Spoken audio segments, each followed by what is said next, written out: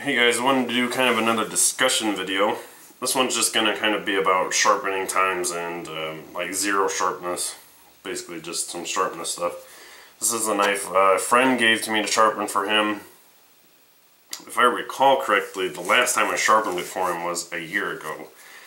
And for somebody who's not, he buys quality stuff, but sometimes his hobbies lie in other areas. So, you know, to him, like sharpening and stuff, it's not even something he does, but he still buys quality things.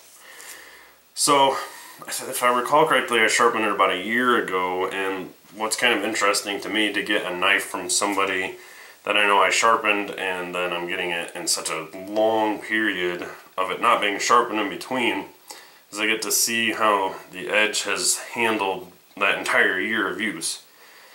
I mean, who knows how much it's been used in a year, but one can give a good estimate that it's been used fairly amount. You can see it's got quite a bit of carry wear, and I see it on him regularly. So when I got it, it actually wasn't that bad. It had a lot of visible amount of use, and you can see it's, you might not be able to catch it too much. It's got quite a bit of scratches from use and stuff.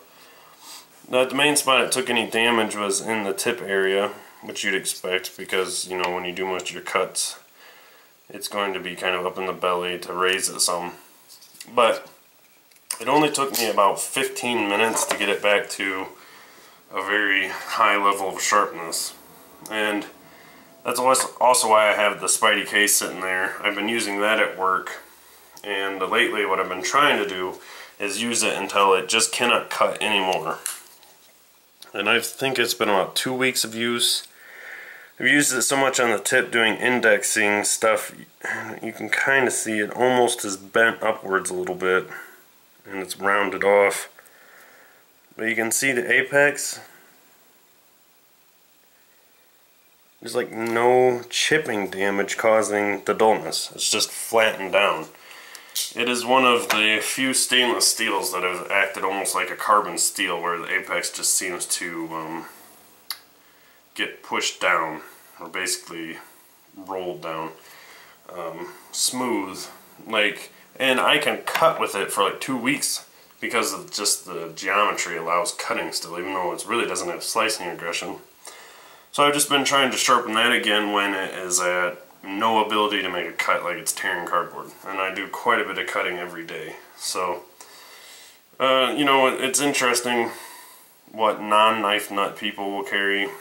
And, you know, I guess we take a really high level of sharpness almost all the time. You know, we regularly touch up our knives for the most part, and it's not always necessary per se. There's definitely a level you want to, I'm just doing this for, you know, testing in a sense, and N690 has really impressed me with how it dulls, because this is very easy to get back to high level of sharpness again.